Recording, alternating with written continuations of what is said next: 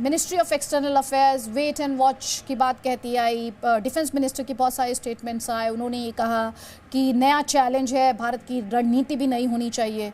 ऐसे में इस मुलाकात के मायने क्या निकाले जाएं कि अब भारत तालिबान से बात करने की तरफ बढ़ रहा है, इस मीटिंग को कैसे इंटरप्रेट किया जाएगा, कैसे क्या मतलब निकाले जाएंगे?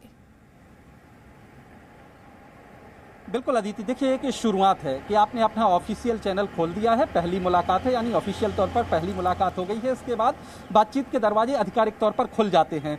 दूसरी महत्वपूर्ण बात आपको बता दूं कि प्रधानमंत्री ने एक जो बड़ी कमेटी बनाई है, हाई लेवल एक ग्रुप बनाया है जिसमें विदेश मंत्री और NSA हैं, वो हर दिन मीटिंग करके अफगानिस्तान के हालात की समीक्षा करते हैं, निगरानी करते हैं, उस पर फैसला लेते हैं, क्योंकि भारत की सबसे बड़ी चिंता है कि वहाँ पर जो भारतीय नागरिक फंसे हैं या खासतौर पर माइनॉरिटी है, खासतौर से हिंदू और सिख हैं जो भारत आना चाहते हैं, तो उनकी सुरक्षा पहली चिंता है। उस हालात की हर दिन समीक्षा होती है। दूसरी महत्वपूर्ण बात है कि जिस तरह से जब से तालिबान अफगानिस्तान में आया है तब से भारत को इस बात की चिंता है कि आतंक का रुख भारत की सीमाओं की तरफ न मुड़े, तो वो भी भारत का एक कंसर्न है। लिहाजा देखिए महत्वपूर्ण बातचीत है, क्योंकि आपको शुरुआत तो करनी होगी तालिबान से, क्योंकि तालिबान ने पूरे अफगानिस्तान पर कब्जा कर लिया है, आगे सरकार बनाने जा रहा है, तो आपको आज नहीं तो कल आधिकारिक चैनल तो खोलना ही होता। लिहाजा इसीलिए महत्वपूर्ण है कि पहली ऑफिशियल मुलाकात है, यानी आधिकारिक रूप से भारत ने अपना बातचीत के लिए एक चैनल खोल दिया है। बहुत बहुत शुक्रिया ब्रह्म प्रकाश दुबे इस डिटेल के लिए। कतर के दोहा में भारतीय दूतावास में ये मुलाकात, पहली ऑफिशियल मुलाकात भारत और तालिबान के बीच,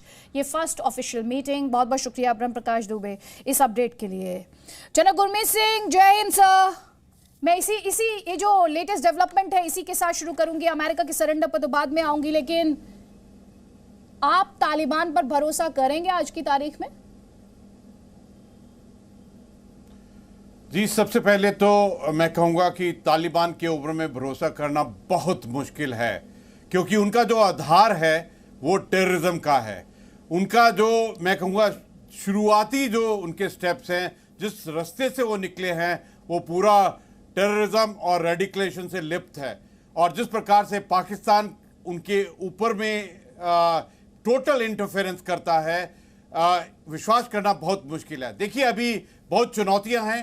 पहली चुनौती तो ये है कि जो अफगानिस्तान से टेररिज्म, रेडिकलेशन, जो वहाँ पर वेपन्स US आर्मी छोड़ के गई है, इतने टेररिस्ट ऑर्गेनाइजेशंस हैं, टेररिस्ट हैं, और जिस प्रकार से ये सोच और विचार जो टेररिज्म और रेडिकलेशन का, ये किस प्रकार फैलेगा और पूरी दुनिया और इस इलाके में और भारत को भी इसका इम्पैक्ट होगा, तो ये सबसे बड़ी चुनौती है। लेकिन जिस प्रकार आपने बताया कि देखिए, उनके साथ में एंगेज करना अलग बात है, उनको डिप्लोमेटिक रिकॉग्निशन देना अलग बात है, लेकिन एक बात पक्की है कि अभी तक जो उन्होंने किया है उस पर ट्रस्ट करना बिल्कुल मुश्किल है। उनकी कथनी और करनी में बहुत फर्क है।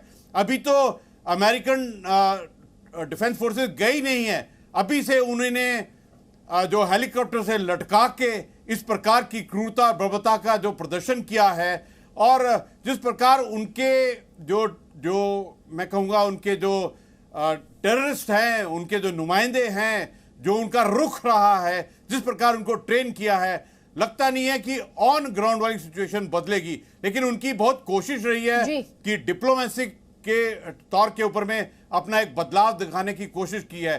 देखिए, इसको देखने के लिए बहुत जरूरी है कि जो तालिबान के सिर के ऊपर में अभी गवर्नेंस, एडमिनिस्ट्रेशन और कंट्रोल की जो जिम्मेवारी आई है, इसको किस प्रकार करते हैं, क्योंकि उनके पास तो कोई ट्रेंड मैन पावर नहीं है इस चीज के लिए। क्योंकि जो देखा गया है काबुल के अंदर में, ना केवल तालिबान लेकिन जो बाकी हकानी नेटवर्क है, जो इस्लामिक स्टेट खोरासान है, वो अलग ही रास्ते पर निकले हुए हैं। तो ये पूरा दुनिया इस चीज को बहुत बारीकी से देखेगी कि किस प्रकार से वहां स्थिति बदलेगी, परिस्थितियों में किस प्रकार होगा। और देखिए, अफगान के अंदर भी अगर देखें तो जिस प्रकार के रेजिस्टेंस है, जो पंचशीर से शुरू हुई है, जो पहले प्रोटेस्ट थे, उसको किस प्रकार डील करेंगे। Presenting B News app available on Google Play and App Store. Download it now.